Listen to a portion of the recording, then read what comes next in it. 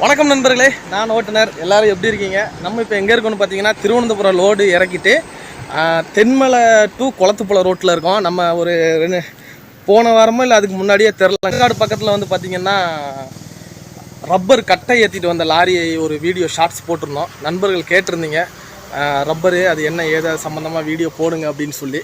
அதனால் இந்த ஏரியாவில் நுப்பாட்டி நம்ம வீடியோ பார்த்துடலாம். வணக்கம் நண்பர்களே, நான் ஓட்டுநர். எல்லோரும் எப்படி இருக்கீங்க? நம்ம லாஸ்ட்டாக ஒரு கேரளாவில் இருந்து ஒரு வீடியோ ஒன்று போட்டிருந்தோம்.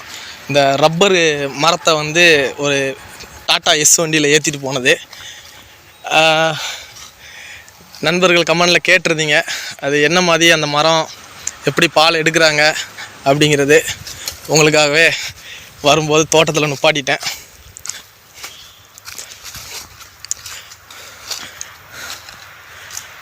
இந்த இருக்குது பார்த்தீங்களா, இந்த மாதிரி சீவி விட்டுருவாங்க.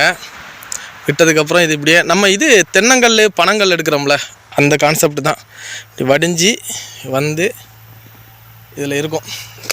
காலையில் பார்த்திங்கன்னா எடுத்துகிட்டு போயிட்டாங்க.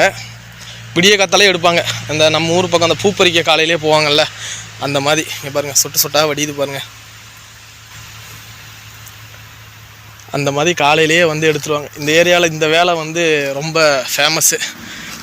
இந்தா பார்த்தீங்களா, கீழே சிந்தி இருக்கா, கீழே சிந்தி இருக்கு பாருங்கள். இதை எடுத்துகிட்டு போயிட்டு இங்கே என்னென்னா, இப்போ இவங்க தோட்டம் வச்சுருக்காங்கன்னா இவங்களே வீட்டில் அதுக்கான மிஷினும் வச்சுருப்பாங்க. வச்சு அச்சு மாதிரி எடுத்து அப்புறம் கொண்டு போய் நம்ம இந்த பீடி, இப்போ எங்கள் ஊர் திருநெல்வேலி, இப்போ வீட்டிலையே பீடி சுற்றிட்டு கொண்டு போய் கடையில் கொடுத்துருவாங்க. திரும்ப அதே கடையில் பார்த்திங்கன்னா இலையை எடுத்துகிட்டு வருவாங்க. அப்புறம் அந்த பீடி கடைக்காரங்க மொத்தமாக அவங்க அந்த பீடி கம்பெனியை கொடுத்துருவாங்க. அந்த மாதிரி இவங்க மொத்தமாக ஒரு இடத்துல கொடுத்துருவாங்க. இல்லைனா அந்த பொலரோ ஜீப் இருக்குல்ல, அதில் வாங்கிட்டு போவாங்க. ஏரியாவே சூப்பராக இருக்குது. கீழே ஒரு எருமை மாடு, 2 எருமை மாடு இருக்குது, என்னோட சேர்த்து 3 எருமை மாடு. அப்புறம் ரோடு ரொம்ப சின்ன ரோடுங்கிறதுனால நம்ம ரொம்ப நேரம் நிற்க முடியாது, உடனே கிளம்பலாம். இன்னொன்று தனியாக நிற்கிறது ரிஸ்க்கு தானே.